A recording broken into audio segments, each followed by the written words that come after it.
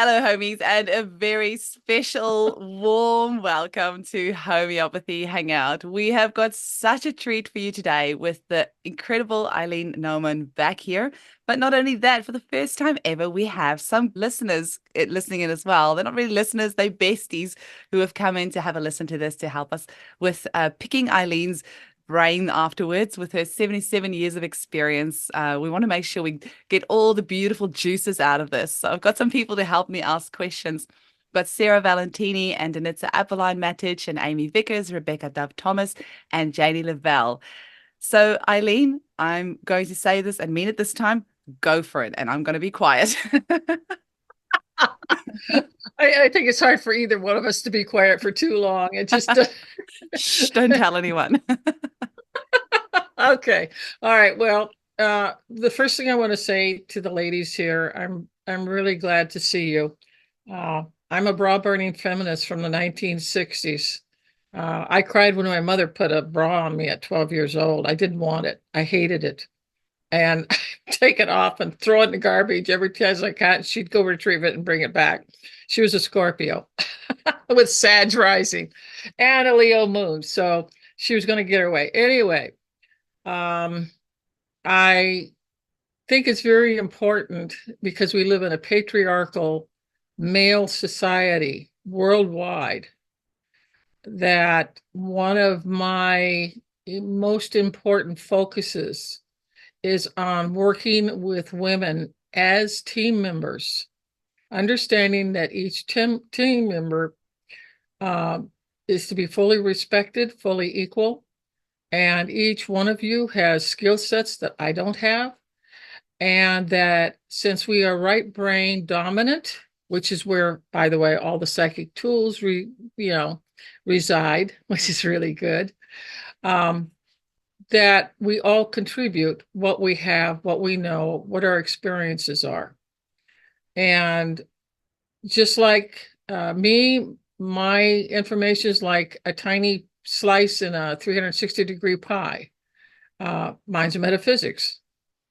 And all of you have important areas of abilities, and your experience is one thing that talks to me and has the loudest megaphone. Anytime I talk to someone about something, you can't dismiss experience. You can't say it's a lie. You can't say you're making it up because it actually happened to you. You own it 100%. And that's what I've lived my life on, is my experience. Now, I had good training and good teachers, my parents, 18 years of being taught metaphysics. While you guys were being, you girls were being taught other things that were more or less into the patriarchal mold that they want all women in. I got out of that first off because my mother was a druid and my father was a shaman through his Native American lineage. So, yeah, I'm different, very different. But what I really am is a role model for what all of you can be, because we all have the same tools and equipment up here. Nobody is better or different or more wonderful than anybody else. We all have the same brain. My interest, besides working with women, because I have a very strong dislike of this patriarchal world. I was raised in a matriarchal environment for 18 years. And what that means is when you live in a matriarchy society, that men and women are both equally respected and are both have different skill sets, different knowledge, different education, different experiences, but they all count. And in a matriarchy, you're always a village of one group. And everybody in the group has certain skill sets that contribute to the whole, to everybody else in that village. This is very Native American, but it's also very indigenous. And so everything that I do is pointed toward being one, working with women. For the most part, I do have matriarchal male friends. who I love like brothers. But I don't have much like of patriarchal men, period. I don't care what color the skin is. So you just kind of need to know where I'm coming from on this because I see us as a village. We're a global village. And so your questions to me later will be very, very important because each one of you have experiences and maybe you have some things that you need some filled in that you didn't know about that maybe I know about. However, my information has its limits too. I'm not perfect. I Nobody down here is and ain't ever gonna be when they're in an incarnation in a human 3D, which is the third dimensional body. So when Eugenie and I got together, I'd already seen this coming because for the last year I have been hounded by groups of people globally to give information out that I know. But I saw that once I gave the information out, that because they had no foundation to put it on, it was like a balloon floating around, but it didn't have a place where it could land. And I'm a stickler on foundation. I used to train. I'm on my last two students training, mostly women, 125 students over the last 40 years. When they train in to become shamans with me, I handpick them. They come to me. I don't have to find them. The universe sends them to me. And they work for 5 to 7 years with me before I turn them loose to let them do what I do. What I was trained to do, but I was trained to do it in 18 years of training through my parents. So there's a huge thing here. And you can't do shamanism in a week long, a Saturday, Sunday, and then get your certificate that says I are a shaman. You can't go to a 5-day workshop that says I are a shaman.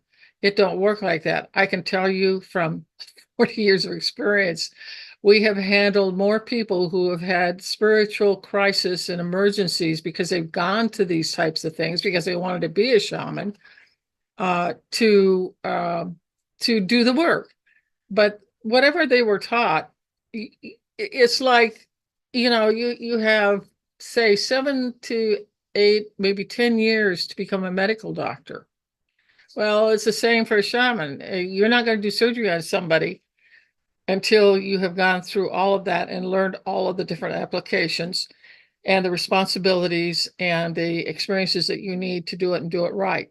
Same thing with shamanism. And shamans are not built in a night. Shamans are very unique people. They're not special. I hate that word. We're all unique. And when I started talking about this through the homeopathic groups last year, they were all excited. And it was like they were excited about getting their spirit guides. I'll just take that as an example of this. I'm not going to say who, what, when, or where, but what I will say is that I told this one group, I said, well, we could always learn about, who's your spirit guide, because that's a very important thing. That's vital. And wouldn't it be nice if you could talk to your spirit guide face to face in a safe place? And it appears to be in 3D, but it isn't. It's actually in 4D, and you're actually learning a shamanic way of moving back and forth between the different dimensions because they have a different vibrational energy, and you can certainly feel it. It's a shift. And so they all wanted to learn about spirit guides, and I walked away from that thinking they don't have a foundation to put this on. And even if I told them how to do it, they wouldn't know what to do with it. They wouldn't be able to anchor it to something that had a beginning, a middle, and an end that you all need, no matter what you are trained to do. If it's a homeopath, guess what? You gotta learn the repertory, you gotta learn the materia medica, you've got to learn how to take a case. And one hopes that you have some kind of medical background that can buttress and help you because you're getting sick people who want help. So I thought a lot about that, and I thought I can't give this information out. And there's an actual technique to do it. Okay. It's a shamanic technique. It works 100% of the time with everybody. Unless you have fear or you're scared, then it won't work for you. And that means that you're simply not ready for it. And there's no shame in that. And there's nobody pointing the finger going, you're not ready for this. There's no judgment either. It's just where everybody is at. And you have to trust your own intuition and your own knowing, which is part of your heart. My people are trained for 5 to 7 years. We are heart-centered. The information that I was given that through my father is way ahead of the old-time primitive shamanic uh, types of ways of doing things out there in the other dimensions. And we are the only group. I have 125. I actually have 123 now because my brother died and then one of my other male shamans died. So I've got one left and all the rest are women. So there's 123 now right now. And I'm training two more, so that'll bring it back up to 125, but they've got several more years with me before they can do that. If we don't have a foundation, we can do nothing with anything that I give you, because that's like, I don't know if you've seen Walt Disney's little movie. It's called The Sorcerer's Apprentice. You should all go Google it. You should all watch it, because every one of you is a sorcerer's apprentice per Walt Disney's way of presenting it. Okay. The difference between shamans and sorcerers are that shamans, at least my people, are come from the heart, stay in the heart. It's about compassion and love and no judgment of whatever we see and whatever we bring back as far as pieces go or messages go. And that's all we do. That's what shamans are. They're like the cosmic post person, if you will. We don't bring envelopes with stamps on them. We bring energy pieces back that you've lost and that we've had permission to bring back to you. And then we begin a process of getting those pieces reacclimated back to the auric field that it came out of, or the auric fields that were damaged by it. Everything, and we have specialists from the other side, specialist shamanic surgeons, medical people who actually do anything that has to do with medical. All I do is I hold the energy open between the third dimension and the 4D plus, which is the fourth dimension, and other dimensions. There's so many I've lost count.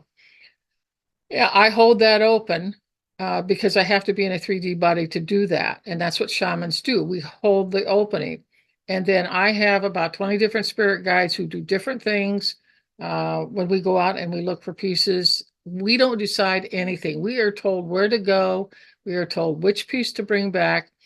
And that is our function. So it's not really very, you know, it's not Hollywood. It's like, oh, okay, this is what you do. You're like an animal in a harness and you're plowing the field, only you're plowing up these pieces for these people to bring back, and it's going to make their lives a whole lot better and a whole lot more balanced and harmonious.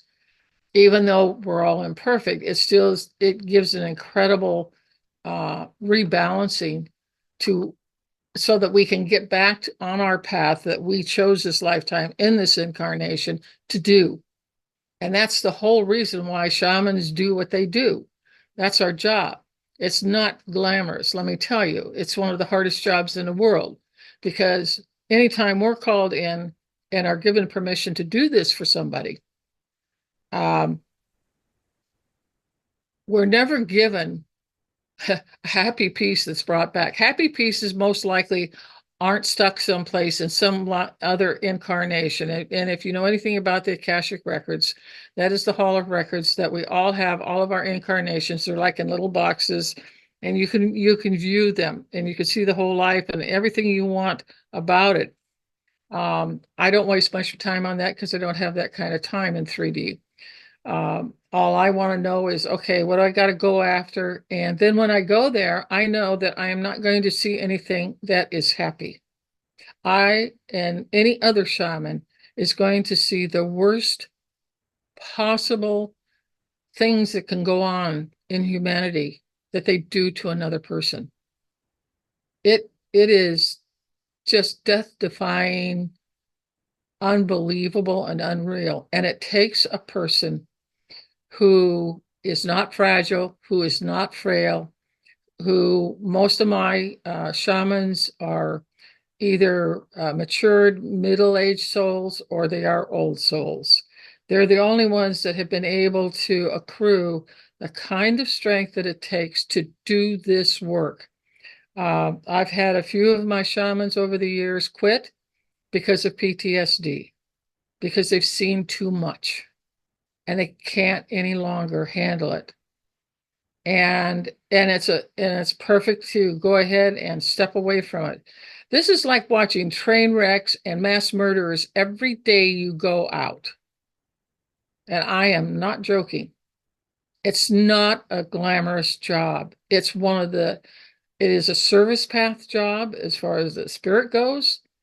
But it demands everything of you because you're in a human body and you're imperfect. And so, of course, you're going to go out and you're going to retrieve pieces for a person in some incarnation somewhere, whether it's on this earth or not, doesn't really matter. And when you go in and see it and you happen to have a wound yourself in that area, it's going to get to you so fast. And in our business, you cannot judge. We work with the perpetrator as much and as lovingly as we do the victim of that perpetrator. And how many of you would like to try that one on for size? How about a mass murderer? Can you really love this person that just murdered 19 children, which is what has happened over here at Uvalde, Texas last year? It takes someone who really knows right from wrong, who understands the cosmic laws, who has the heart to do this work. But the shamans are at the, if you want to look at everything as a pyramid, we're at the top of the pyramid. We really are the emergency crew who does things that nobody else either wants to do or could do. And I'll give you a little other story on this, and then we're going to get to the foundation of why I'm here tonight and why you're here tonight. We're going to build a foundation together. And it's going to make you very strong, and you're going to feel very balanced, and you're going to come out with information that you can use every day of your life. Metaphysics, all right, which is what it's called, is actually applicable to the third dimension and works very, very well. It's just the fact that you're working with energy that most of you can't see. And if you're clairvoyant, you can see it. And anybody can become clairvoyant. And I can give you, a particular lesson that was given to me by my father at 9 years old to do that opened me up. And it'll open you up too, but you got to really work at it, and you really got to want to do this. Because everything's shut down here until we open it up and we put pressure on it, and we do it daily, every day, which is what I did. So I just want to give you one little peek into this. This was back probably about 20 years ago. I had a group of 6 in who had been training with me for 2 years. And at the end of 2 years, they actually get to start learning how to shift from being in 3D into 4D plus, and to be able to go someplace and look and see and bring something back. They don't bring pieces back from people, but what they will do is because I have 6 of them, one person is the person that they're going to journey for, even though they're one of my trainees, and then the other trainee is going to be the shaman. And they will do a journey for them because I've taught them how to do the journey. What happened was, this was in Scotland. I was into the 3rd day of training this particular group up. And I had gone in for lunch. We had a break, an hour break for lunch at our home. I had a Hogan there that where I built it over a vortex so that I could elaborate the vortex energies, the feminine vortex, so that we could use that, and it helps people lift off easier as a result of that. Again, it's the use of energy. You can't see it, but you can use it. I was inside and I had my meal and I was coming back and we were going to the Hogan after that hour. And but before that I had heard the TV, and they said that this man from Scotland had gone into this, either I thought it was the first or second grade, or maybe it was kindergarten. I don't remember anymore, but it was very young children. There was 27 children in that school class. He went in there with a gun and killed all of them. This is in Scotland. And it shook the world at the time. I don't know if any of you remember it, but I won't forget it, and I'll tell you why I won't forget it. We came back, and everybody by the time we got back to the Hogan had heard it, because we had a double wide mobile home where all my people stayed, and they had beds and rooms and stuff like that. So they saw it on TV.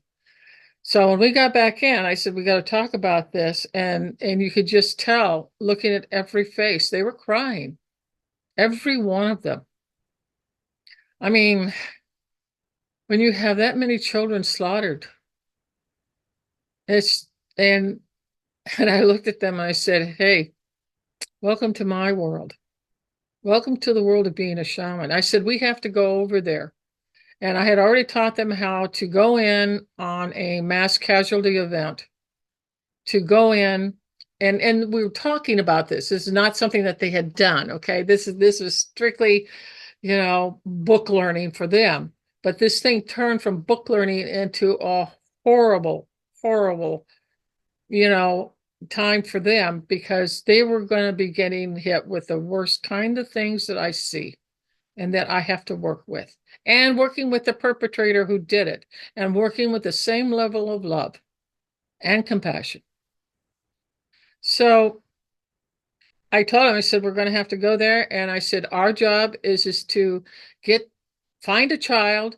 They're going to be totally in shock and trauma and screaming and crying and dying, or they're dead and they don't know where they're at. When you are killed in an accident like that, okay, or in an automobile or truck accident, or where you die suddenly and you don't have time for everything energetically to get ready to help you move through the levels that you have to when you pass over, okay, you go into shock. And what happens in mass casualty events, whether they're today or they're somewhere in history, is that because of the shock, they lose the piece or pieces, and they're stuck there because they are enwrapped and enveloped in the shock, and they can't get out of it by themselves. So they're trapped, and they go through and they play it over and over and over again. It's one of the horriblest things I can think of as a nightmare. And one of my jobs is to teach them how to release people who have been in a mass casualty event, and create an opening into the fourth dimension, so to free them if they want to go. And believe me, I've never seen one of them not want to go. Nobody got left behind. They all wanted to leave. And when they go over the Rainbow Bridge, they're literally going into the fourth dimension, where there is incredible help to help them through this shock and trauma, and to heal them and get rid of it so that they're back to their normal soul, if you will. So I told him, I said, you better stop crying. I said, we're not doing them any good. I said, there's going to be help from around the world, from different shamans who heard this. And by the time we went over there, and I was standing back and watching my people, because I knew how hard this was going to be for them. They were all women. They were all mothers. They all had children. And to walk into a schoolroom that's splattered with blood, and the windows, in the ceiling, in all four directions of the walls. It's just grisly. And they had to go over and go to the astral body of one of the children and be there and hold them and tell them it's all right, and to just keep talking with them and holding them and saying, you're all right. It's going to be over here in a minute. We're going to take you to a safe place. You're going to be okay. And that was our job. And there was probably 15 other shamans besides mine that were there working with the astral bodies of these children, because when you're shot or killed, your astral body comes out and there's a silver cord between you and your heart in the solar plexus with the astral body. And the astral body, once it's cut, will hang around because it's in shock too, and it doesn't want to leave where it lived in your body for X amount of years. So you have a lot of things going on a lot of different levels, all at the same time. And on top of that, you have to be thinking clearly about, okay, what's my next step? What do I got to do? You have to listen to the child, and you have to say the right things, and you have to be there, and you have to be the mother in that particular event, or the father, because we had male shamans there too who knew what the hell they were doing too. And I was so glad to see them, because there's no way 6 of us could take care of 27. So that was their welcome. And by the time we got back, it was probably an hour later. And I called them back and I said, and they had all taken these children to, most people call it heaven. To us, it's the light world. But they got them all over. They got them to the light world, where there was an incredible amount of spirit guides and teachers and healers over there to take care of each one of them, and to continue to start to reduce that shock and trauma and get rid of it. So that was their welcome. And by the time I called them back with my 250-year-old Tibetan drum that came out of a lamasery in Tibet that was given to me many, many years ago, it was after the Chinese had gone into Tibet and was destroying all of the sacred things that were there that the Tibetans used in their healing. And this particular drum was a Bonpo drum. And before the Tibetans ever became Buddhists, they were a Bonpo shamanic society. And when the Buddhism came in, they brought it in and welcomed and made it a part. But the Bonpo, the shamanic part of them, has never been pushed aside or destroyed or anything like that. They work together even to this day. But this particular lamasery in Tibet, there was a person in Sedona, Arizona, whose family was Tibetan, who had gotten out of China and then moved here, who had a store in Sedona, Arizona. And one of my friends, she was not a student of mine, but she was a good friend. She was a reverend. She didn't believe in God. She believed in the goddess. Okay. She had gone with her dream group up to Sedona to show them what it was like, sort of a vacation for all of them. And I didn't go because I had too much work to do. And she came back to me later and she said, she said, I went into that store and she said, I looked up on that wall, and she said, high up on the wall was this Tibetan Bonpo drum. She had been born in Burma and grew up in the Himalayas of India next to Pakistan. And so she knew a lot about the Tibetans. And she's an incredible woman. And I'm glad she's my friend. She's taught me a lot. But she said, I took one look at that drum and she said, my people said, you have to have this drum. And she says, you need to come here and see it. So they came back. She told me, we drove back up and I walked in and I looked at that and I thought, I've used this drum before. It was my drum. And the Tibetan people that were behind the display cases next to the cash register were looking at me really oddly. And that's because they were clairvoyant. And they were looking at my aura, and they were looking at me, and they were looking at the drum and then looking at me. And the uncle who had retrieved the drum several years earlier and sneaked it out of Tibet into India, he got a 12-foot ladder. He climbed up, he brought the drum down, and he handed it to me. He says, "This is your drum." And I said, "Yes, it is."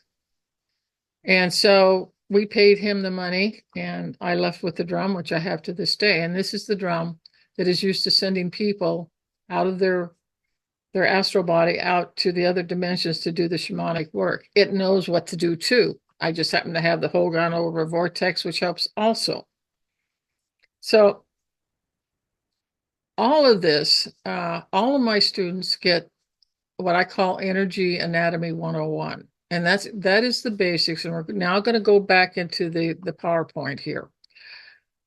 Is your foundation. And from this foundation, there isn't anything you can't do that you want to do that has to do with the tools that we have in the right hemisphere of our brain, period. It's all there. It's not for anyone special. You all can do it. I wasn't born clairvoyant. My father had a way because he had been trained the same way. He was an 11th generation medicine person, and I was chosen to be the 12th one in my generation because a child from each generation was chosen and trained. So what I'm teaching you here today is the absolute foundation to anything you want to do. And I will tell you straight up that all of you, unless you're clairvoyant and you already know all this stuff and you're bored as hell for being here, and sorry that you are, you are only using 50% of your life. You're only living 50% of your life. That 50% is what you can see with these two eyes, okay? There happens to be a third one here. It is your brow chakra. It is the third eye. We all have it. It's attached to the right hemisphere. All these tools, all that, those skill sets are there for you to use if that's what you want to do. And I'm sure some of you are pretty advanced in some different ways, okay? And we'll talk about those at the other end when we have our chat box time. But everything I'm presenting here is what I was presented with, nothing more, nothing less. So the other 50% is what you don't see. If you are not using any skill sets out of the right hemisphere, you are what I call a 50% person.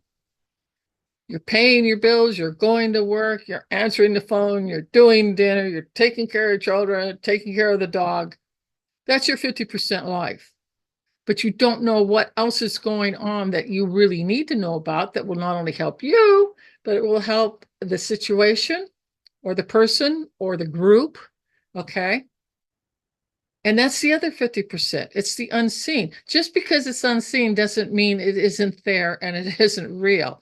Your quantum physicists and your quantum mechanics guys, most of them are guys, few women in there, but women are mystics.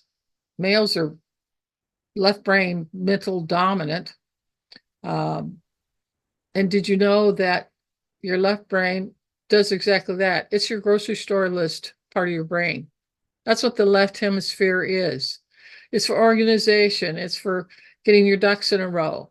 It's for thinking about what do you want to build here in the third dimension. That's it. It's third dimension only.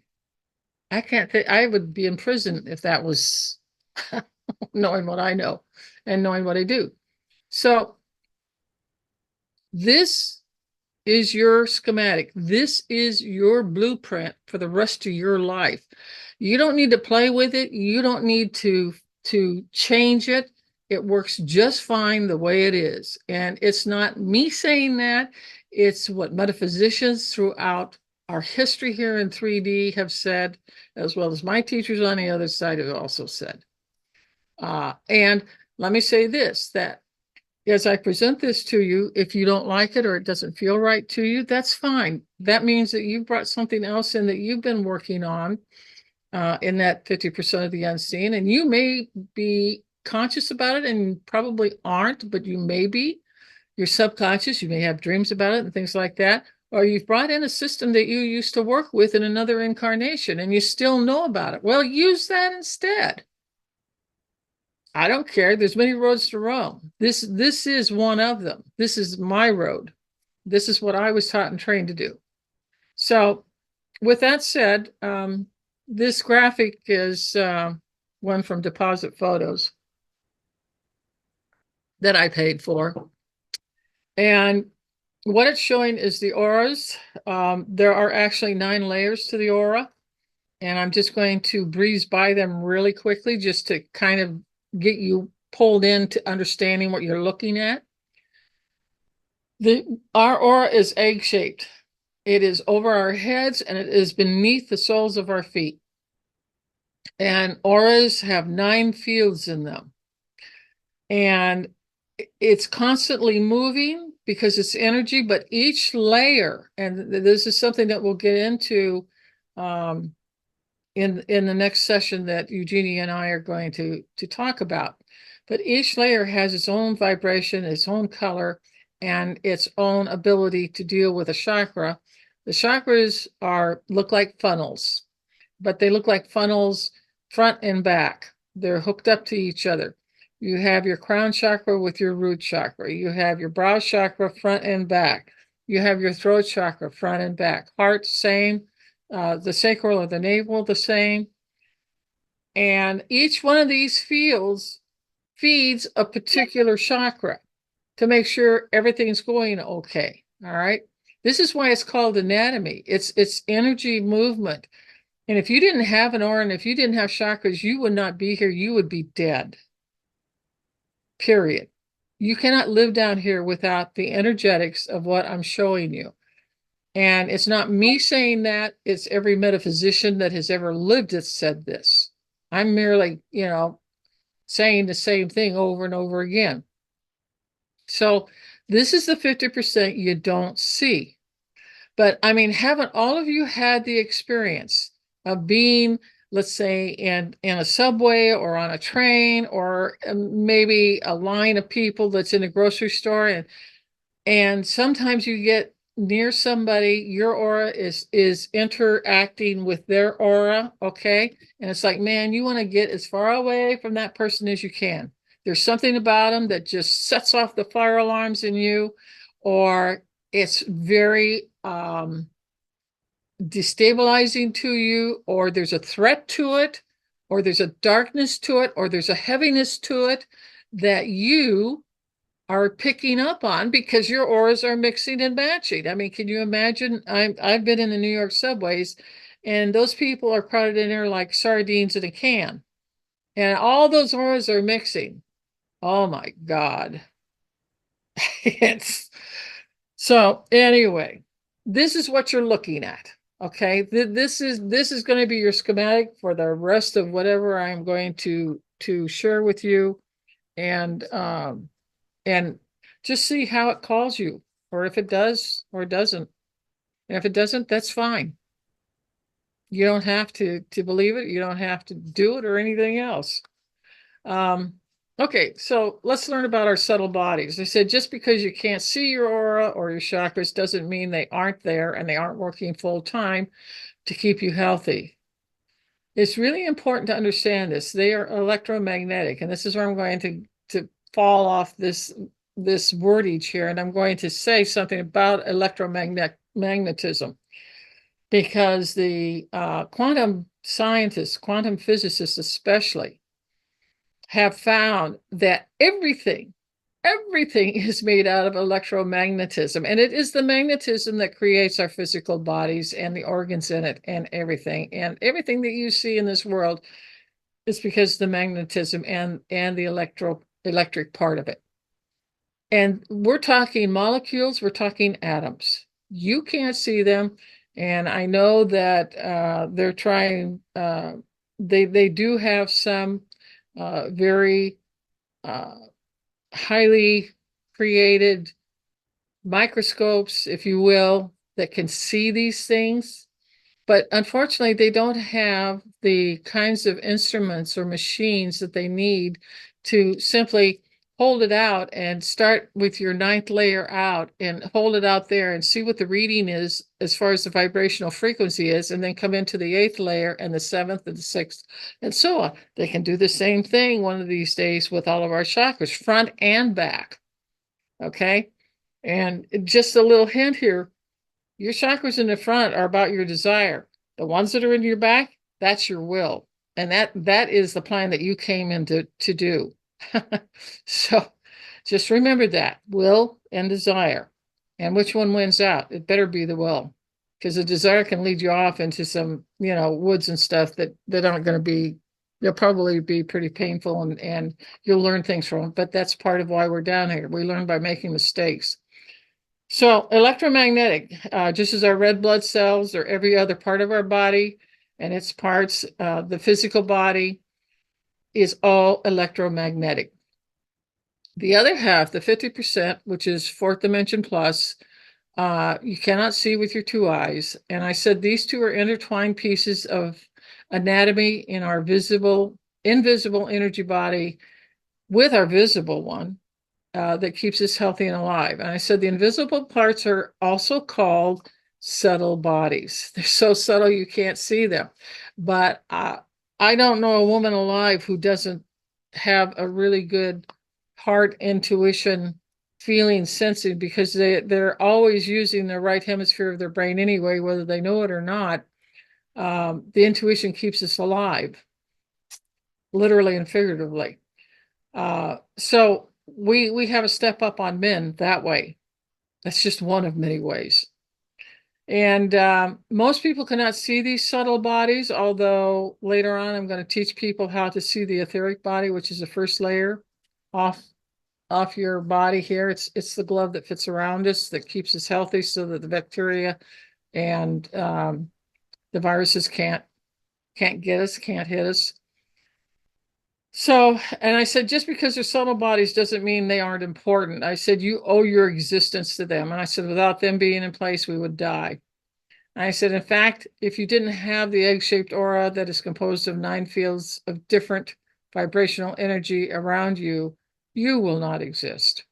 I said, that is how important that what you don't see is equally necessary in order for us to live fully here in this 3D world. And some of the things I say here is, even though you can't see electricity, right? You can't see it unless it's a lightning bolt. I've been hit twice by them. You don't see electricity.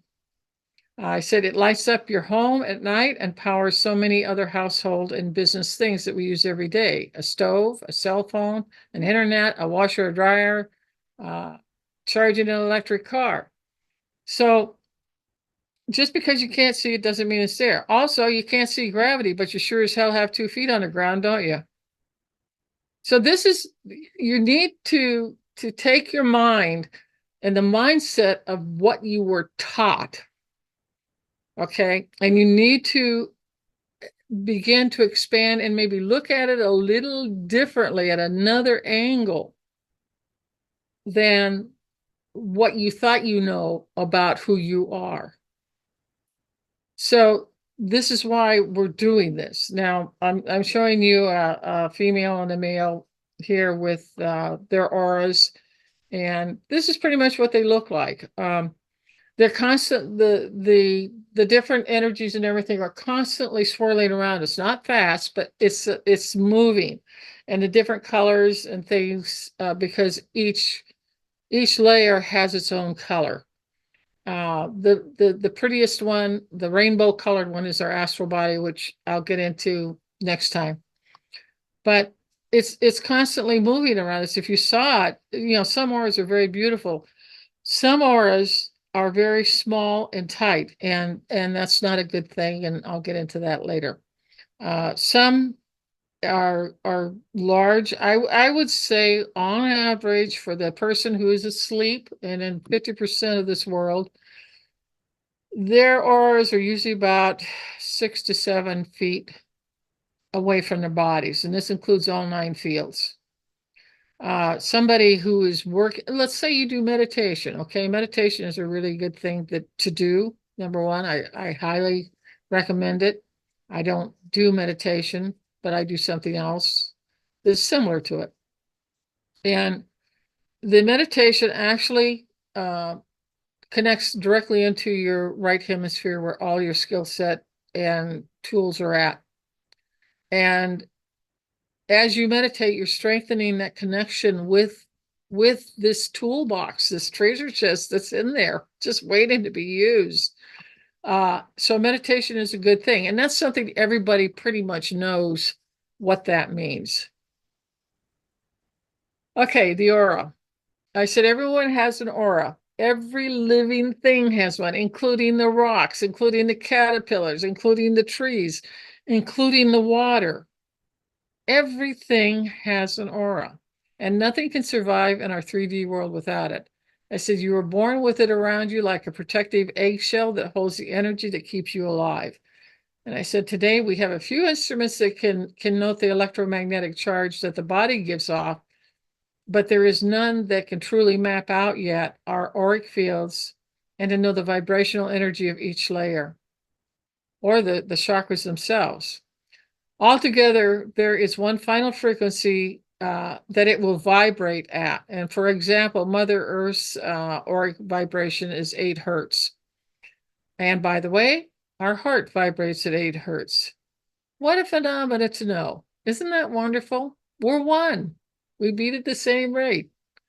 She loves us. She's our real mother. We're her children. Everything is her children, including the caterpillar, including the tick, including the birds, the fish, the snakes, everything. They're all her children. We're her children. So a person's soul age and how many incarnations they have had, their aura will vibrate potentially either lower or higher, depending upon what's going on in their life and what path they've chosen and how far along they are on it. And I said the higher the vibration of a person's aura, the more quote unquote spiritual they are, working from their heart with compassion for all beings. Those are the people I attract. And that's, you always attract your own kind, period. So the 4 or 5 of you that are sitting here, you're very spiritual, you're very heart connected, you're very compassionate. And it's a pleasure and an honor to be among you. Young souls, by the way, are incarnating, have a much lower vibration. I said people who are incarnated in disease, their aura is going to look faded or diluted, less color, have holes or tears in one or more of the layers, and movement in it, which you don't want. I said the etheric layer, and I said more on this later, is thin, perhaps 1 inch thick to 4 inches thick. And if it's depressed in a particular area of this first field, it usually means that there's pain in that area or something's going wrong in that area. And that's the first place you pick it up is in the etheric. And there is a way to see the etheric with your 2 eyes. And I will be teaching that, but not this time. Most people's etherics are 3 to 4 inches thick when healthy. An aura consists of 9 different fields or layers that are next to one another. And each layer has a specific function to keep you healthy and alive. Each layer has a name and a function that is associated with one of our chakras. And when I say one of our chakras, I'm meaning front and back, okay? Because they're connected. They're like 2 funnels at the other end, but they're connected. So that's one chakra to me. I know there's 2 of them. I don't want to get into that. Just take my word for it, okay? It's always the men that ask me about this, okay? Oh, well, that's not one. I see 2. Yeah, but they're connected. It's one. So for this class presentation, I will discuss the first 5 field or layers to keep it simple and understandable so that you see the connection between the auric layers and the attached chakras with your physical body. If you are a psychic or clairvoyant, you can see another person's aura. Some will see a little bit of it, Others may see a lot of it. They may see a particular color of a particular field, and that's all they see until they open up and begin to see more and more over time. It usually doesn't happen that you see everything all at once. That's not how it goes. It takes months, years for this stuff to develop. At least it did in me. And I said, let's see, okay. On the next slide, I'll show you examples of what they see. Also, Carillion photography was created in 1939 by Carillion, and it can actually see the aura and its colors. Guy was way ahead of his time. Okay, so let's talk about the etheric field. This is the most important field, and this is the one that you can see with some training. I said, we're going to spend some time on this layer, and you'll see why. I said, first, there is a book I'd highly recommend if you want to sink your teeth into energy anatomy beyond the simplicity of what I'm teaching you. It's called Hands of Light, and it's by Barbara Ann Brennan, and that's Brennan. Her book is on Amazon, and I say here she's a clairvoyant and author, has the best books on energy anatomy for the 21st century so far. What she sees, you can believe everything in it. So if you really want to dig into this, get her book. She's got, I think, 4 or 5 books. You'll end up buying all of them if you really want to get into this anatomy at that level. I'm so glad that she's on the planet, and I'm so glad that she's here. Because as a shaman, you see, she's a healer. She's a hands-on healer. I'm not a hands-on healer. My mother was a hands-on healer, but I'm not. I'm a shaman. We don't do this stuff, okay? I'm not trained up in it. I know a lot about it because my mother was one, and I can tell that what my mother knew and what Barbara Brennan is presenting in her book are exactly the same. So, but I am not trained in it, nor am I a hands-on healer. That doesn't work for me this lifetime. That's not what I need. So the main operating area of a shaman is the etheric and the astral layer fields. When I go in to do a journey, normally that's where I'm looking. I'm looking at the etheric, I'm looking at the astral. That's the first and second layers off the body. The astral field is very colorful. The etheric field is either a light gray or a light blue, depending. More advanced people who are spiritually advanced have a light blue etheric, but those that aren't as advanced have a very light gray color to it. And either one's fine. You know, we're not competitive.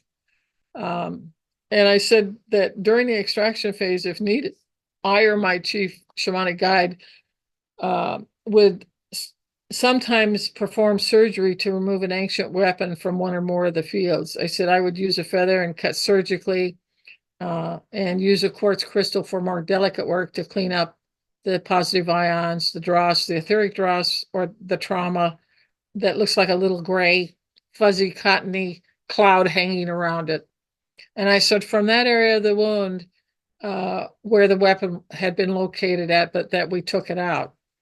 And I said, I also have shamanic spirit guides who would assist me, or they would take on more complex medical procedures that had to be done in either of these 2 fields or any other layer of any field in someone's aura.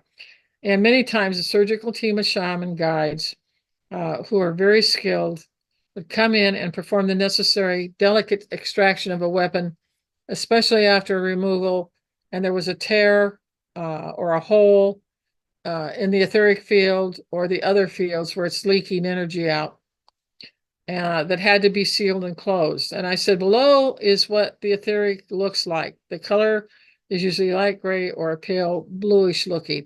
And this is quite microscopically enlarged for you to see it, but you can still see it even with your eyes. It's always a cross hatching, always a cross hatching. And the cross-hatching lines themselves are a little darker gray than the lighter gray under it. The etheric is constantly pulsing, just like a heart was there, and it's pulsing energy all the time, and it's moving. It's a living being that we wear.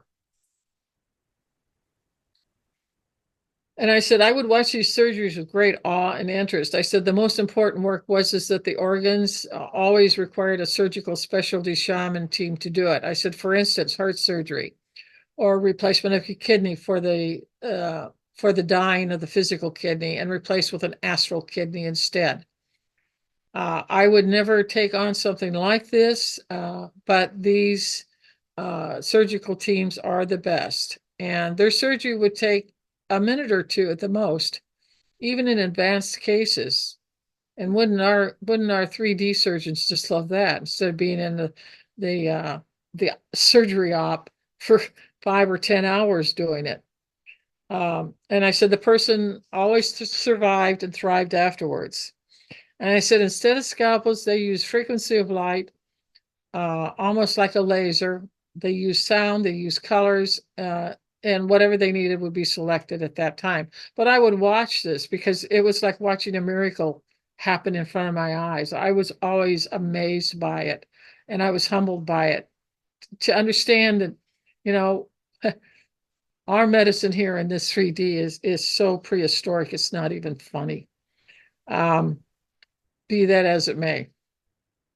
So I said to seal or suture an area after the operation was complete, the surgery spirit guide would simply open her or his hand and gently about an inch away from the surgical area would seal it closed.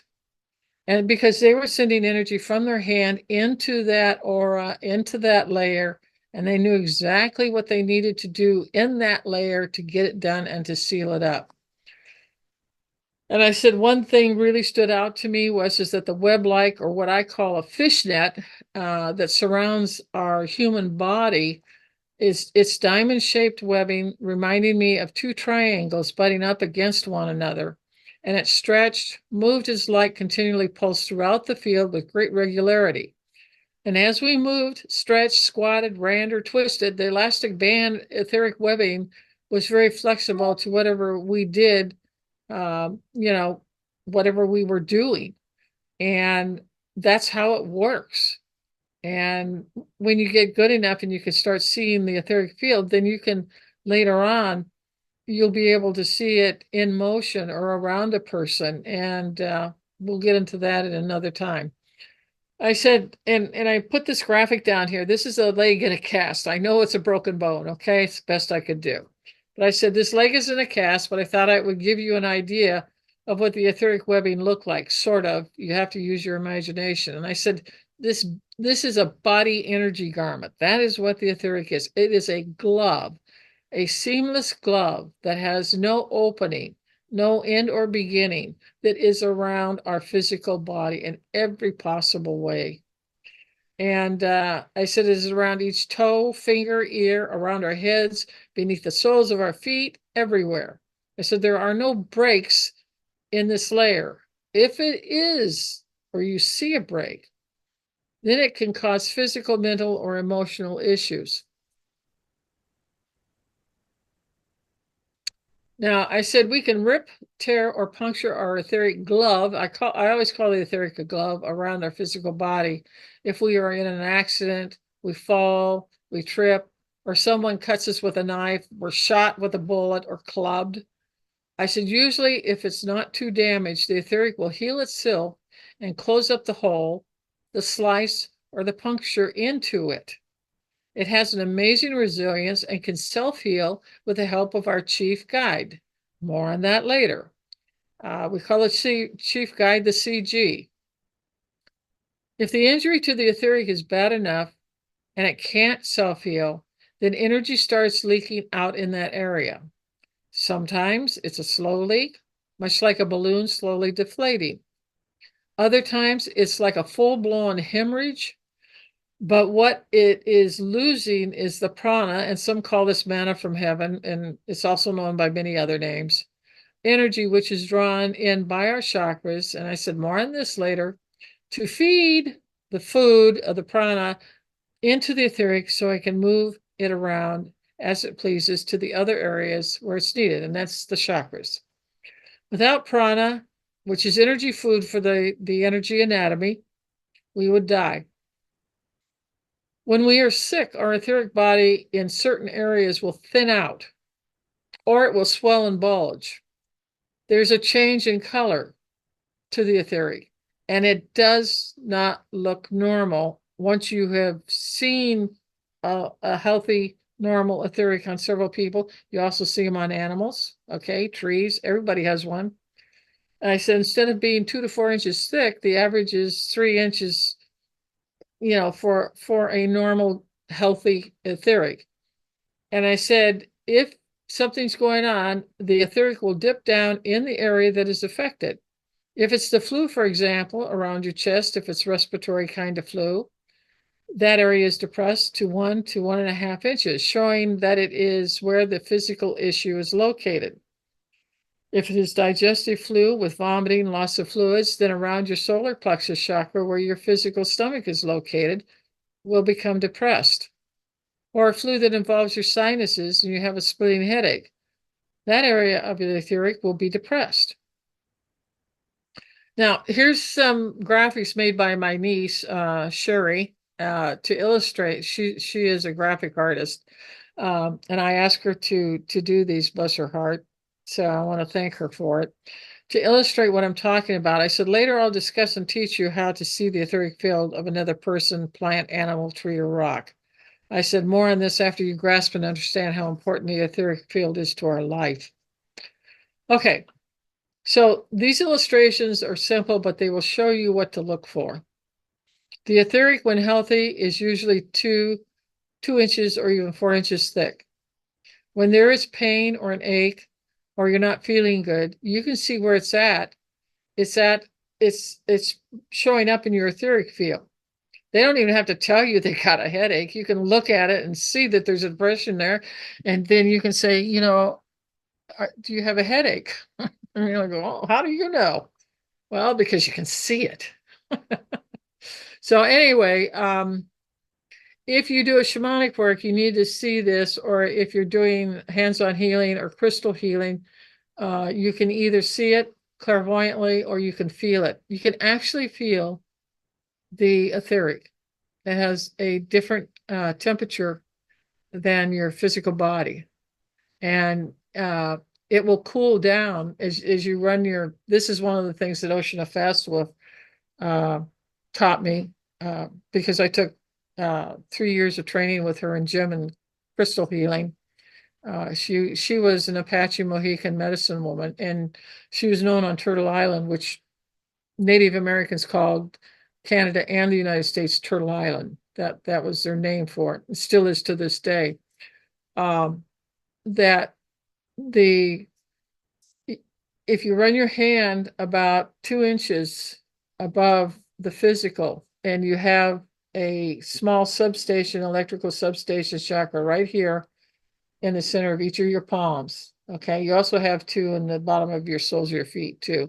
You have lots of little chakras, with the major ones being the big colorful ones down your midline. Okay, but you can actually, I always use my left hand, because if you draw a midline down the middle of our body, the left hand side draws the energy into the auras, and it's feminine.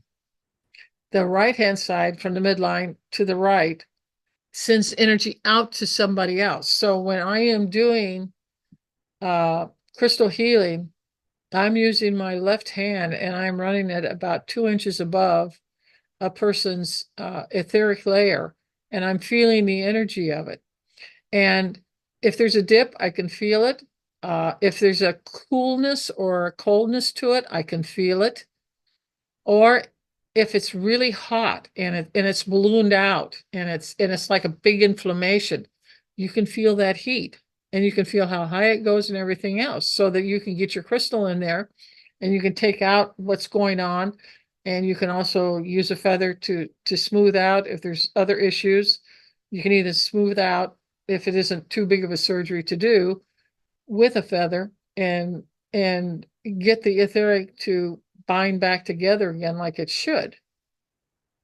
Because when you're crystal healing, your intent is to heal that, to put that energy through you. It comes through you, by the way. It doesn't come from you. If you do that, you're going to die sooner or later. You never give your own energy away.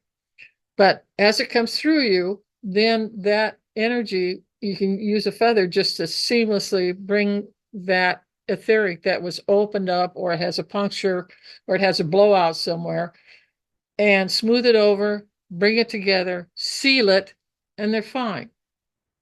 And the pain stops. That's the biggest thing. The person is amazed by it. Oh, I don't feel any pain there anymore. No, you shouldn't.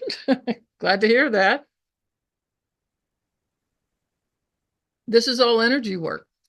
So anyway, I said, all you have to do is use your hands, palm down forward to the person's etheric field. And I said, you enter gently. Now, this is really important because, you've got 9 fields. And when you come in with your physical hands and with the intent, again, a heart intent, compassion, you're there to help them relieve some pain or suffering. You don't jam your hands in there. This is why I probably don't have too many men who are my students, because men just go, oh, okay, here's this. If you put that in, it's like a supersonic jet cutting through about 9 different fields to get to where it is. And it's like, no, everything is gentle, everything is quiet. And what you'd want to do is you want to start up here and then just come down very slowly and gently through the fields, and you will not cause a ripple, because your intent is that you are becoming a tube through which the healing energy that they're going to allow this person, because you don't figure this one out.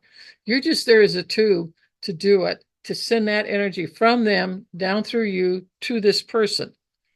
So if you do that, do it very gently and come in very quietly. You don't want any sounds or any interruptions or other people talking or having a radio on or whatever. It should be quiet, because if you're quiet, that means that you're probably going to pick up some intuition, or you may even hear somebody tell you something, okay? Like I do. I get told a lot of things. And so this is what we do as shamans. We can do this. We can do the simple, easy stuff, the bruises, the cuts, the falls, but if it's broken and stuff like that, we can still do some help, but then we're moving into asking a surgery team come in to look at it and to take care of it on another dimension level for that person. So, and I said, palms down toward the person's etheric field, you enter it gently and slowly in their aura. And I said, you move your hands around their head. You come down like this, and then you're going to just bring your hands down on the sides of the head and down on the shoulders and through the arms. And then you're actually going to move your position so that you're on, you're doing this the other ways too. So that you can get a full thing of it. I have when I teach crystal healing, I have a form that people use that shows the anatomy, both frontal and side, so that as you pick up things, you can circle it and show where it's at, so that because you won't remember all the places that you find heat or cold or dips and doodles. So you absolutely need this, but that's getting way ahead of ourselves. Okay. And I said, when you use your hands on the head, I said, if they have a headache, to find out where it's at. And then you can use a quartz crystal to remove the dark energy, and the headache is gone. And as you're smoothing out that area, after you've removed the orange area, which is where the pain is at, or where the swelling's at, or where they're suffering at, is that you use the flat of the crystal, the sea face that's flat, and you just move that over it in just very soft, gentle ways, just right over that area that had this depression in it. So anyway, I said hands-on healers use different techniques, as do shamans, but I said they all work. Okay. And I said the illustration is simple. Let's see. I thought I moved that. Okay, there's sinuses. All right. I said another example of a depressed etheric, a sinus infection or a cold in a facial area. Next time you get a sinus infection, folks, okay, you're going to know what to do here. And you can even use the crystal, the healing crystal on yourself. You can move it and get rid of it also and clear the area energetically. You don't have to take aspirin or ibuprofen or suffer with it. But again, this is getting advanced and this is getting into some other areas. But I want to give you a feeling here of some of the things we can do to help people. I said, the more you see the etheric, the more you will see. And as an example, the orange area here in this one indicates the infection or the involvement in the sinuses. I said, it looks like a transparent light gray, sometimes diffused or fuzzy looking area. When there's a lot of pain, you're going to see a darkness, a dark gray cloud around the area. The lighter gray it tells me that there's less pain than it is when it's dark. And I can just tell by looking at that how much pain they are in. And if it's black, then they are in very, very bad pain. Okay, and I said the deeper the color, the more intense the pain and the symptoms the person feels. I said the lighter the color, the less pain and pressure that the person feels. And by the way, I can if Eugenie wants, I can send her copies of these illustrations if you want them. And we will, she can send them out to you if that's what you want. Okay. And that way you have a show and tell because there's a lot of information I'm dropping here and you're not gonna absorb it all. Okay. But some show and tell, some visuals are always good to help us along. And I said here in this particular illustration, someone has asthma, COPD, or an upper respiratory cold or cough. Could be a viral flu like COVID. It always lands in your chest, which involves the frontal throat area as well as the lung area. And by the way, that lung area is front and back. I didn't want her to put an orange one on this side. I just thought that, you assume because you know anatomy that the lungs are in the center of your body, and so both sides are involved. But if you haven't had medical anatomy, you don't know that. But basically, the lungs are in the center of the body, and it's going to be front and back both. And the etheric on both the front of the body and the back of the body is going to be, pulled in, just as they're showing it here. So I said, if both are involved, the entire chest area is involved. I said, the gray mass will show you exactly where the issue and the symptoms are located. I said, there's another way to sense the depression in the etheric. I said, you can open your hands, palm down. Remember, you got these two chakras here. About 6 inches off the person's body, you may feel heat, cold, itching, texture, or some other sign that your palms are picking up on the areas that you need to know about and where they're located. And I said, if you have a crystal, it's easy enough to remove it, but that means that you have to have advanced crystal training to know how to do it. And what's interesting here, why is this important? When you have a baby that can't talk, you can look at that baby's etheric and it's crying and it's whining and it's got, a lot of whining or moving around and they're not happy. You can look at their aura and you can see where the issue is at. Is it stomach? Are they having colic, for instance? Well, you know where colic's at. So you can look there. And if that's not there, then be looking other places. Maybe they have to poop and it's a hard poop and they can't get it out and it's hurting their rectum. You can look and see.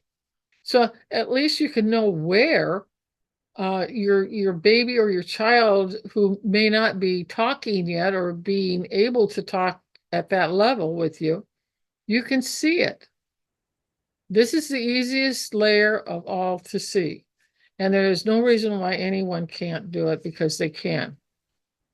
Okay, how to see what is not there. I said, as a young child, I would be laying on the grass on my belly, my hands beneath my chin, my eyes unfocused, just enjoying the warmth of the sun, the warm breeze, and I would see these circular transparent circles or globules wafting around. They were about 1/5 the size of a pinhead. And I said, and some were individuals floating here and there, and others were a small cluster or clinging to one another in a longish thread composed of nothing but these little tiny circles. And I said, all I had to do was unfocus my eyes on a sunny day. And I said, don't look at the sun, look away from the sun, and watch the wind push them hither, thither, and yon. And I said, I called it prana, which is food for the auric fields. And the molecules of the prana would be sucked into our chakras. The chakras are always moving. They're always sucking stuff in and they're always sending stuff out. And it would depend upon the particular frequency of the particular chakra that is whirling around, sucking and drawing these globules into it and then transferring it to a field which was fed to the chakra. And as a whole, all 9 fields would resonate and vibrate at an overall speed and frequency as this feeding, this pulling in of this energy was going on and serving the human body. So I'd like to show you how to see it. And I said it would look like an invisible blanket of clear or light gray transparency. You may or may not be able to pick up light blue. Just depends upon the person. I said, my parents' shoulders and head as a young child.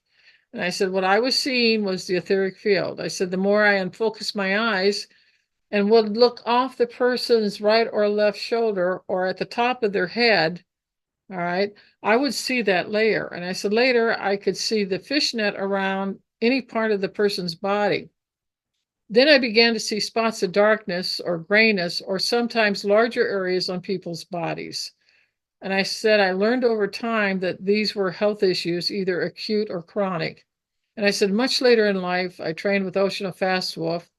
And I said, she taught us gemstones and in particular, charging water technique and how to use a quartz crystal to remove bad energy from the etheric field of a person, an animal, plant, a tree, etc.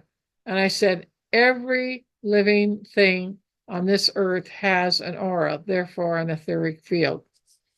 And I said, to see a person or animal or tree or whatever you want to look at, I said, choose it and then you must ground yourself.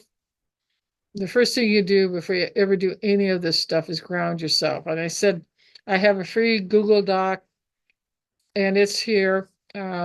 Maybe if you could, Eugenie, could you put that into the chat box for them, please? Thank you. I said about 75% of the population do not have their astral body locked in. This is the other big one. To their physical form, and if they aren't grounded, you can't do this type of energy work that I'm talking about. You'll get nowhere. I said, if you are grounded, it is easier for you to see the etheric field. The shoulder or head are the best place to start.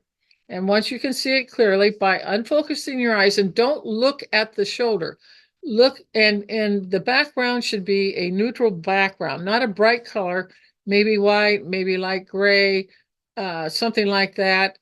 It's hard to do it with a dark because then you have to have so much light on the person that it actually kind of fades out the etheric and you can't see it. So use like a light blue or a light gray or a very pale green, and just look past the person's shoulder and you'll see it. It'll start coming into focus and you'll see a layer there. Some people it's 1.5 to 2 inches and others have it up 4 inches here. I mean, it's really thick and healthy. And once you start seeing it here, then what you do is you train yourself. You go and you do this every day and you unfocus and you look and you'll see more and more of it as you open up the psychic skill set for that up here in your right hemisphere of your brain. This all has a step-by-step to it. So however much or little you want to see it is how much time you will put into learning how to do it. Because I had to do it, so why shouldn't you? And I said about 75% of the population do not have their astral body, what we call locked in to their physical form. And if you aren't grounded, you can't do this type of energy work. If you are grounded, it is easier for you to see the etheric. And I said at first, if you try too hard, okay, usually the first 2 or 3 times you're really tense and you're really excited and you really want to see it. And then you overstress yourself and you can't see it. You have to be relaxed when you do this stuff. You can't be stressed out. You have to be grounded too. And if you aren't grounded, you aren't going to see a damn thing. Or if you do, you're not going to see enough of it to give you the information that you're seeking to figure out what's going on in that area of that person's body. So I said, once you can see it clearly, note the color of it. And I said, either transparent light gray or light blue. And I said, at first, you may get a headache out of trying it. Don't stare or focus directly on it, or you won't see it. The more relaxed you are, the sooner it will happen. You can look at your dog's head or cat or body when they're sleeping, and you can see a fairly easily seen etheric line all around their body. It's really beautiful. And I said, learning metaphysics means patience, lots of trial and error, but never doubt that you can't do it because you can. And I said, all humans have a third eye. There's not one that doesn't. So, how to see the etheric field too? I said it takes patience, time, and practice. I said you're opening up your brow chakra or third eye, which you can see the invisible realms around us. Don't lose hope. Most people take about 30 days to see a portion of the etheric field on a person, tree, or animal. And I said the more frustrated you become, the more angry or feeling hopeless, or you say you can't do it, the much longer and more practice it will take. And I said, always ground yourself before starting. And I said, the etheric field is the only field you can actually see with your own 2 eyes. All the rest can be seen when you utilize your third eye or the brow chakra. And I said, practice every day when you aren't stressed out, anxious, angry, or do other human emotions that will take away the concentration you need and this sense of peace and being whole or being in harmony with yourself, that you need to do this. And I said, be patient with yourself. Do it when you're relaxed. Keep a daily journal and the time you practice. And my serious 2 cents worth on this is 5 to 10 minutes at the most. You don't want to do it any longer than that. You'll get a headache. So stop. I said, once you're able to see it, I said, use the same person to look off their shoulder or around the top of their head. See if you see more details. How thick is the etheric layer? Always write down an approximation of it. And I said, on a given day, is it thicker? Is it thinner? Is it slightly or deeply depressed? It can also bubble up like a bubble. Okay. And I said, this has the color of the field change. If so, note it in your journal and do lots of illustrations for yourself. Always carry a pack of colored pencils. That is of enormous help. Okay, so this is Chakra Man. This is one of my drawings. I'm not a graphic artist, as you can tell, but I think that it kind of gets the idea across that I wanted, which is all I care about. And I've colored the chakras the colors that they really are. And I said, this ends class 1 on Energy Anatomy 101. I said, it is important to ground yourself right after rising in the morning. I said, without being grounded 24 hours a day, you will be unable to attain the dream or goals you want to achieve when it comes to Energy 101. And I said, why? I said, because the energy from Mother Earth moves up through the 2 chakras in our soles of our feet. Remember, I told you earlier how we have 2 little electric substations right here in the center of each of our palms? Well, we have the same thing in our soles, and they're about that big too. Okay, right in the center of the foot, each foot. So I said she feeds our aura also. The aura is used in 2 different ways. From the cosmos, where prana or energy food for all life is sucked into the fields of our aura via our chakras, will be in the next session. And our second source of food is Mother Earth's energy, which is brought up into the root chakra, which is the red one here that's pointing down toward the feet. It's at the end of our tailbone and our spinal column. It's the lumbar area of our spinal area. And I said it's distributed into our etheric field. We need not only the energy of the prana that's pulled in by the fields and the chakras of our body, but we also need absolutely the energy of Mother Earth to come up through us, and she feeds us in a different way. And I said we need both to maintain health, harmony, balance. And I said there's a free handout of this graphic to all listeners, details to follow. So that's it. I could stop the share. Questions? I see everybody ran away except one. No, two. Amy, our acreage is quite close to each other, and I saw her out by the guinea pigs and everything else. So I thought I'd turn her video off so she can feed all her animals. And it's 8:30 in the morning here now. And Right, the I others, understand. yeah, and the others were over in the UK, and it was getting past midnight, and I could see Right, their and they're eyes. tired. Yeah, I Right, could yeah, see they were getting close, and Rebecca was hanging in there until the bitter end. But I see I even know. she got really tired. Well, Eileen, can I just we firstly take a moment to acknowledge the beautiful information that you're sharing with us? And as you're sharing all this, I'm just so excited for our listeners around the world that's going to be listening to this. And, this is information that really we should be learning even at school. Like all of us should know this stuff. And here I am at 44 years old, and I don't know so much of the basics of all of this. And it's embarrassing. But I'm so glad that now, I found, I've started to learn this because I just think of all the times in my life throughout, my 20s and my 30s where this type of information would have been life changing for me. So I really appreciate you sharing this with us. And I'm so happy for, our younger women and men around the world that are learning this. And I can't wait to go do this with my children as well and to show them your slide and to get them to look at the auric fields of our animals. I've got two dogs sleeping here by my feet at the moment, but getting them to start doing this. And, you helped my daughter to start getting it, talking with one of her crystals. And this is the type of stuff that our children should be doing. I always say to them, I just feel if I can just get them to be in touch with their own intuition, I don't feel like I need to teach them anything else because whatever comes across their path in this lifetime, if they have good intuition, they will always come back to that. So these sorts of, the grounding technique that you taught us in the previous episode and now learning to read energy fields, that's all stuff that's it's stuff. It's real, it's actually real world things that we need to know. It should be yeah, well, I grew basics. up with this though. See, Mm. that's the thing. I grew up with this every day. Ah, Okay. amazing. And my mother would used to say, what can you see the etheric on this tree? Because I knew what etheric was even at 5 years old. And I would look past it and I would see it. And she'd say, well, how thick is it? Because she could see it. She was totally Mm. clairvoyant. Because she was testing me out. Okay, because kids like to please their mom and dad, so they go, "Oh, I see it." Yeah, they don't. Okay, but that's, I mean, everywhere I walk, she'd pick up a rock and say, "What does the etheric on this? Do you see any colors around this rock?"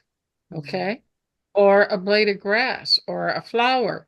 They all have this energy surrounding it, and it can tell you things that are important to you.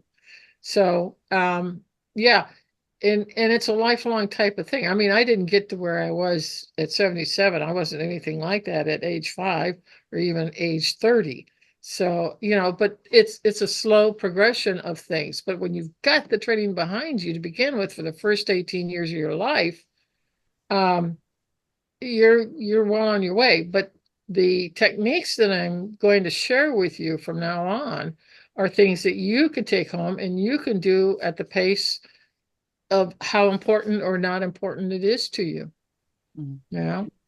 Well, Now, do you have any yes, questions in the we've got a few. I might actually just ask Sarah to ask a question to you first, if that's okay. Mhm. Sure. Yeah. Hi, So, Sarah. hi, Eileen. Thanks so much. That was wonderful. Um, Thank- I just wanted to say, like, I have a slightly different, I guess, an introduction, and I have been working with the energies and things for a long time, but without a formal kind of teaching. It was more, I attended a spiritual ashram for many years, and we had a daily practice of tuning in and understanding the chakras and understanding the movement of our bodies. But my first question was, I have kind of quite a few, but Colin Griffith, and I don't know if you know who he is, but he's a UK homeopath, but he did a lecture once and he said that we have to learn to find the simillimum, not just in the tissues of the client that we're working with. And I took that at the time, and that just kind of went, oh yeah, that Now, really. what was his name, Sarah? I'm sorry. He said that we have to learn to find the simillimum, the homeopathic simillimum. I understand that, but what is his name? Oh, sorry, Colin Griffith. Oh, okay. I know who he is. Okay. Yeah. He's right. Yeah. Okay. Thanks. Yeah. No problem. And so then I took this into my practice and started to tune in. So where is the remedy needed? Which body is this needed for? Right. Good. Yeah. And so tuning into that, but this is like something that intuitively I just started to do.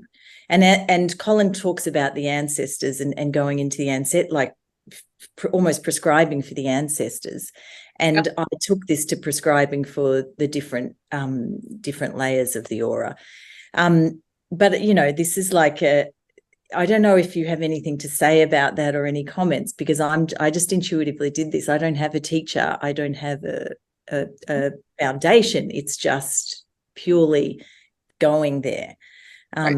Okay. So let's make this real nice and neat and tidy.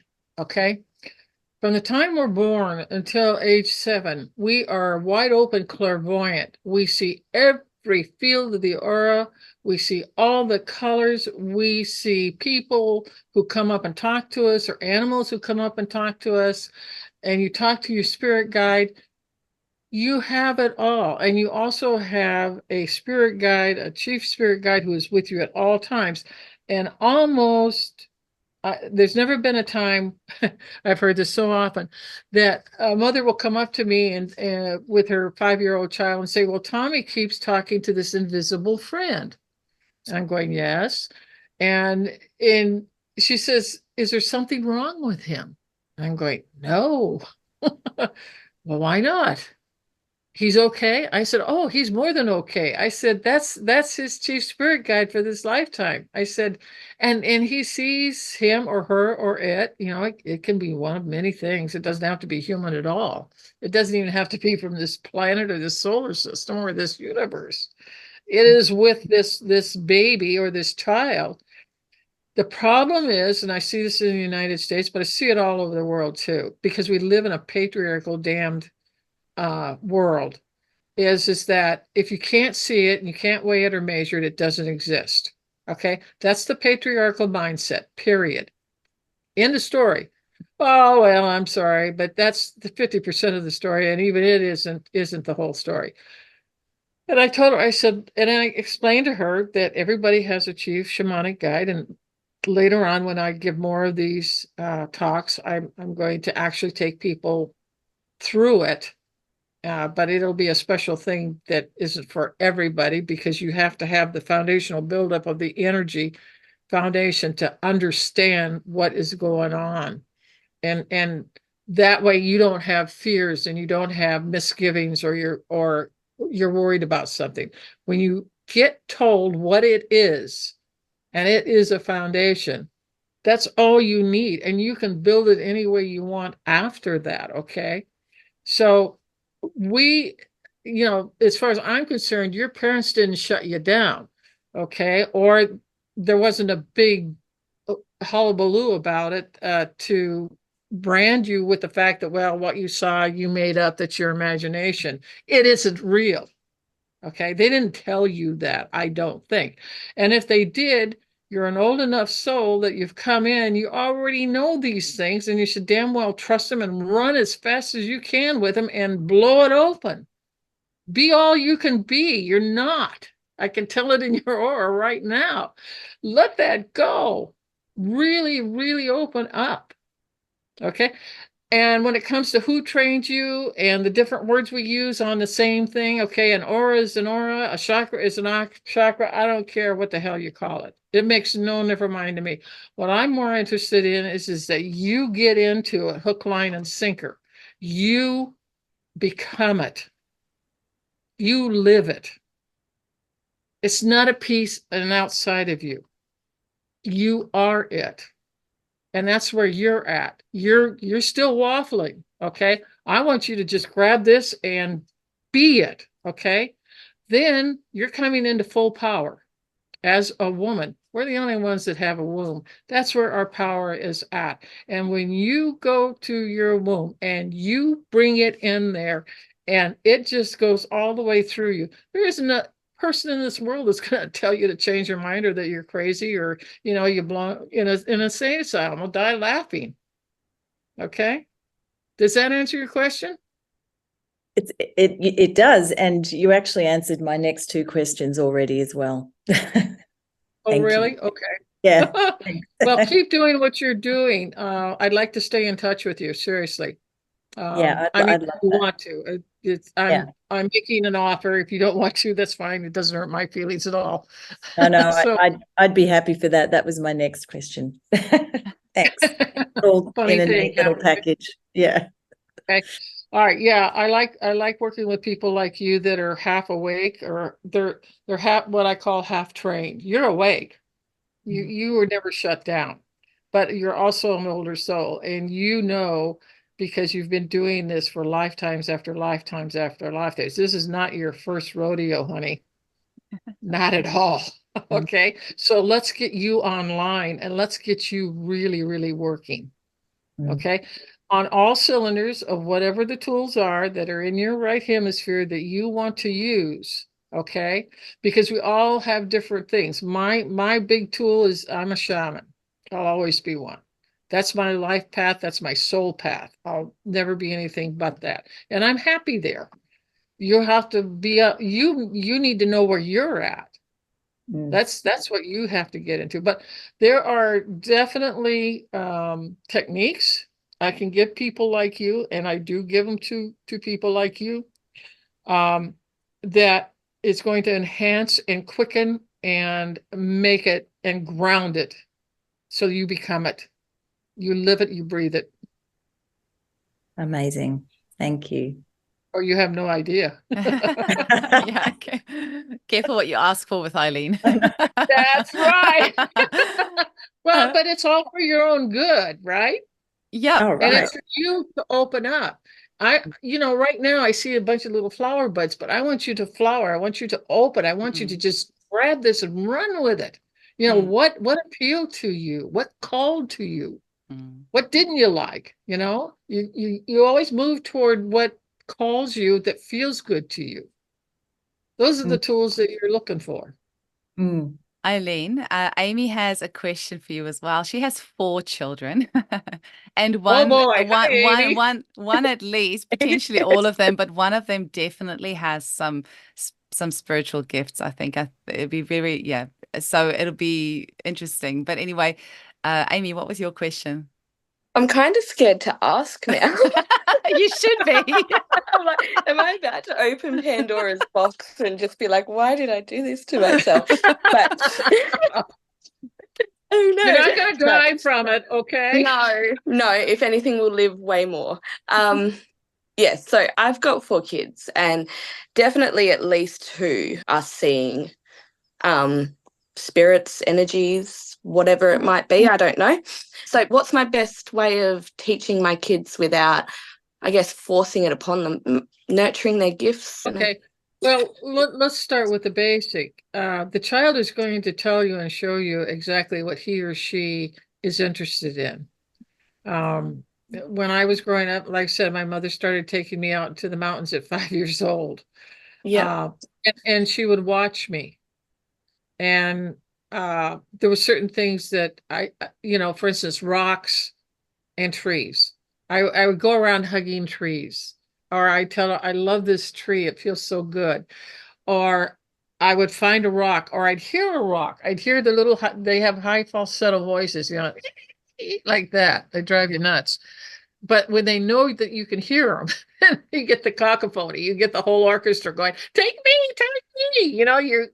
somebody hears them. Okay. They want to go home with you. I used to go home with a sack of rocks every time that she took me out.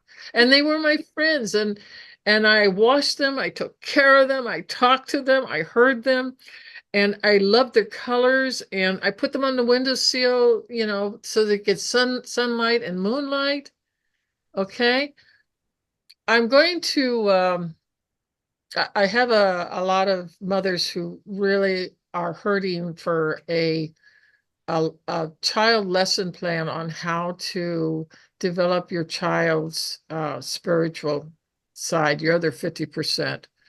And I'm working on that. It's on my plate. It's not up front yet, but it's there, and I'm going to do something about it because of the way that I was raised. My mother was raised the same way by her mother, and my grandmother raised my grandmother or mother. This carries down through a family line, and it isn't that you have to have different things every time. The same old things work just fine. And so the first thing I would ask you about your children is, what are they showing an interest in? What draws them? They love their crystals and that. I think they get that from me. But yeah, anything pretty and shiny, sparkly. But if you showed them how to use them, they just may well do that. Okay. Yeah, they're very interested in my tarot cards and my guide cards too. So okay, yeah, then like what you that kind should of be stuff doing too. is sitting down and asking, when a certain card comes up and they show this immediate magnet interest, kids are real good. It's like this. Ask them, what do you feel? Is it talking to you? Do you see something? Do you hear something? In other words, you're giving them permission to go ahead and open up, because they're afraid that, somebody might have told them, well, you don't hear things like that. You're crazy. Okay. Eileen, I have a couple of other questions for you as well from Janie before she had to go off and sleep. Oh, okay. Yeah. So there's one here. She says, this is for all of us who are trying to live a heart-centered life. Can you share with us what it means to you to be heart-centered and what you can share that will help us emulate your heart-centeredness too? Okay. First of all, it's an either or. You're either in your head when you were born, or you were in your heart when you were born. If you were in your head and you got the right training or the right things for you, it's easier to go from the head. Let me tell you something. This is medically true, and everybody should listen to this because it's very, very important. And I'm glad she brought this up. Anatomically speaking, in 3D, in the left hemisphere of the brain, which is male dominated, it's masculine. Okay. There are actual nerve endings that go from there right down to our voice box. In other words, the left hemisphere of our brain has a voice in 3D. It can talk. Okay. Now, if you are right brain dominant, which all women are, it too has nerve endings, but it goes right down here and right into the heart. The heart's voice is our intuition. It is our knowing without knowing why we know what we know, but you have to friggin' trust it. And see, that's where so many women get strung up and blocked, because men make fun of women who have intuition. Okay. They are basically saying, shut it down, block it. You don't own it and you don't get it, whether they know what they're doing or not. Okay. Because it's a societal thing. Oh, intuition. Oh, you know. So the heart's voice is our intuition.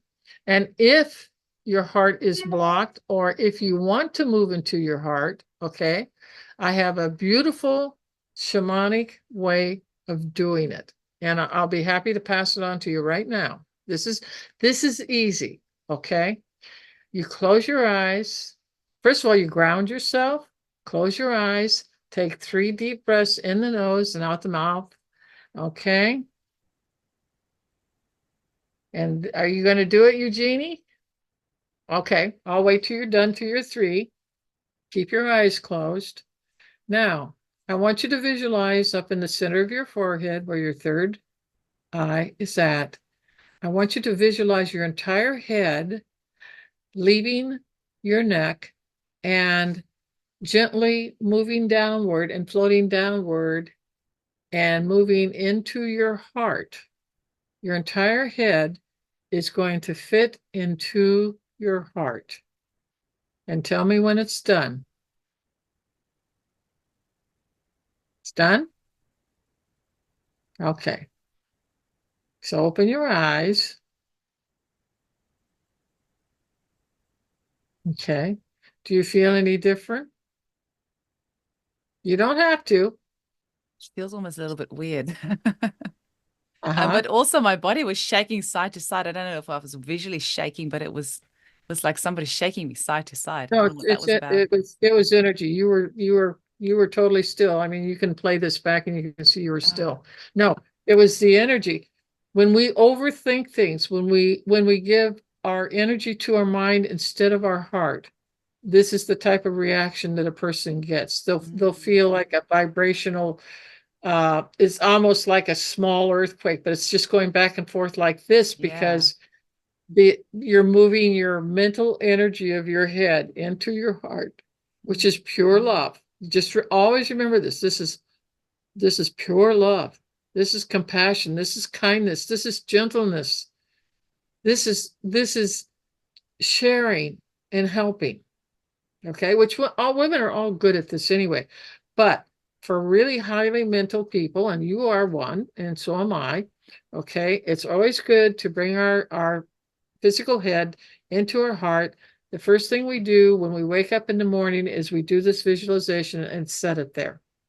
And that way, there's going to be a better dynamic and a better harmony between your head and your heart. They are not enemies, but each has its own turf that it works on. And in a patriarchal society, it is strictly head and strictly mental and no heart. Absolutely none. And no intuition. So I want you to do that. And every woman should do that because you see, women are basically whole brain because we're right hemisphere dominant and we've lived all of our lives in a left hemisphere dominant male society. When we start turning on this side and putting our heads into our hearts, and you feel it. Believe me, I've had people say, my God, I feel like there's an anvil in my heart now. Or they feel lighter, or they feel more balanced, or they feel more harmonious, or they feel like there's an earthquake going on, but it's all energy. And that's a good sign. That's a good sign that the heart's going, oh my God, finally she's coming down. Because you're wonderful with your mental, you can speak well and you're organized, and that's all left brain. But all women have been taught to be left brain when they're right brain. And the right brain, anything has been made fun of and suppressed or repressed or made fun of, or, men just tell you that you're crazy, that you don't know what you're talking about, that you're stupid. Why can't you think like I do? Oh my God, please. I never want to think like you do.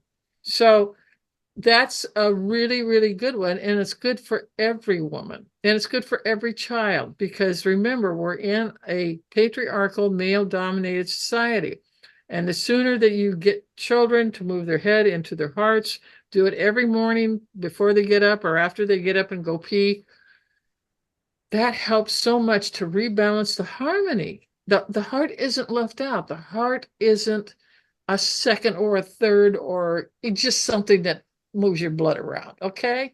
It's so much more than that. It's everything. And women are heart, left, right brain dominant. So, and that intuition is, boy, bring it on. listen to it.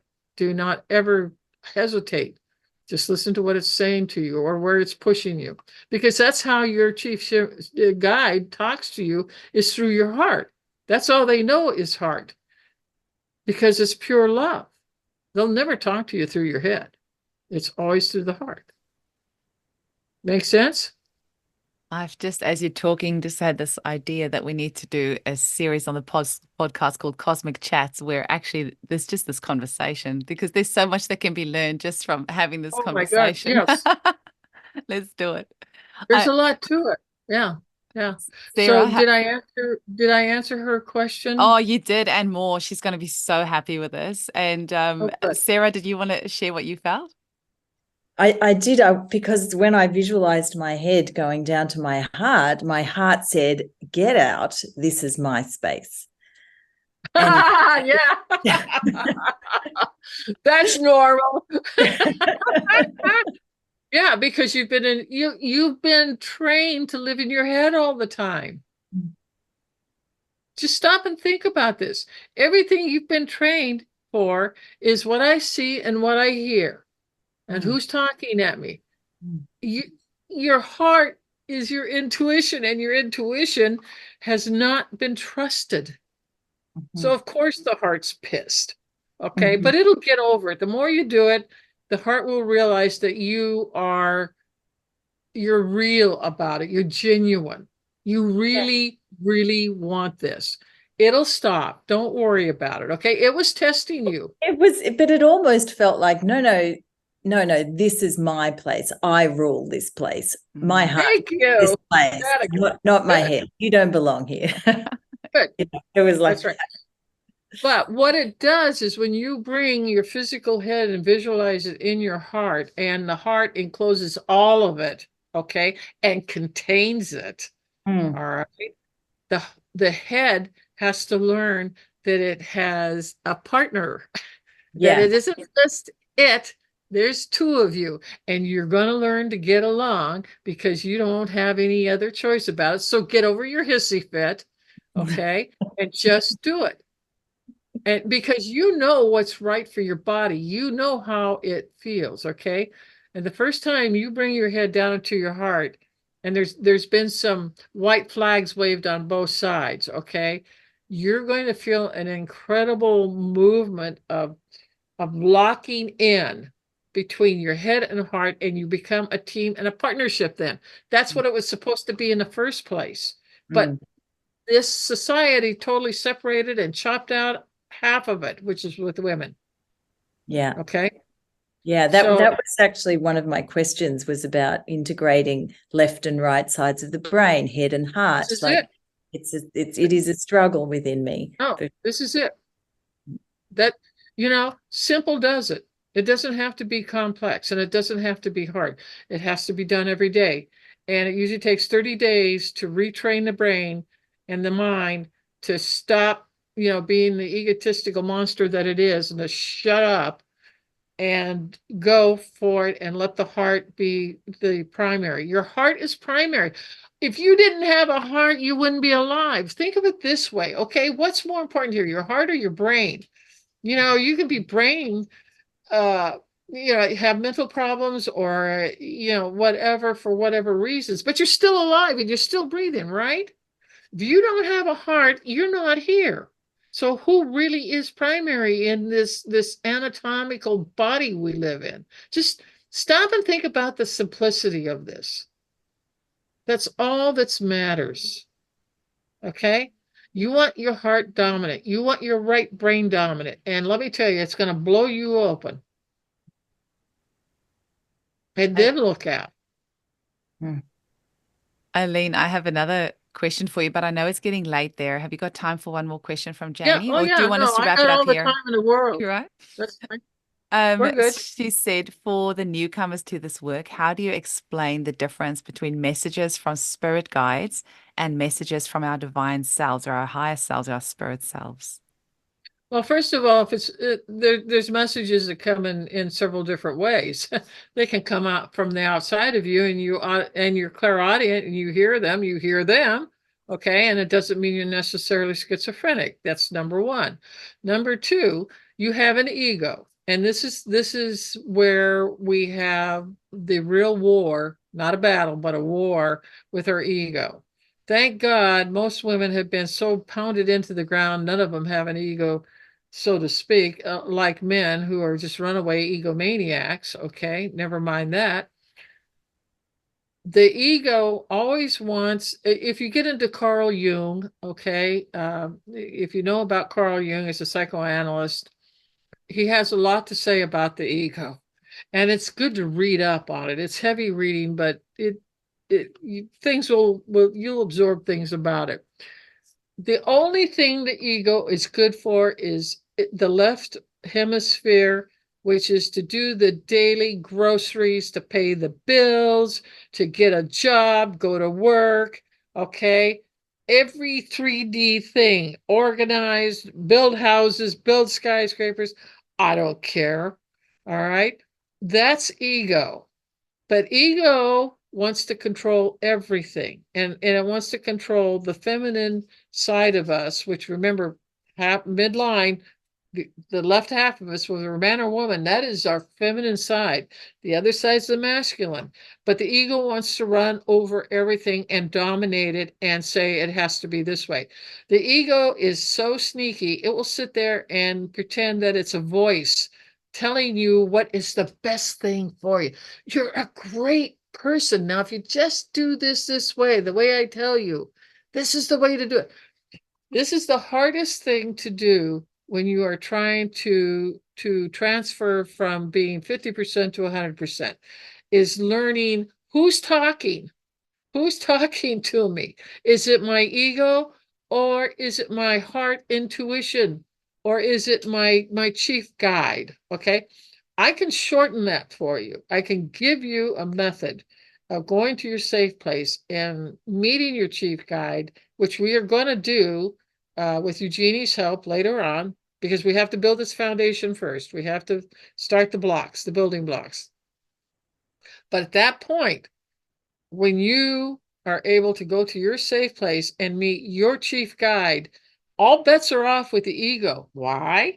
Because when you go into your safe, when you are taught how to go into your safe place, you're going from 3D into 4D. And that's the first time in your life that you are consciously going to move into a different dimension and yet hold your consciousness in 3D at the same time.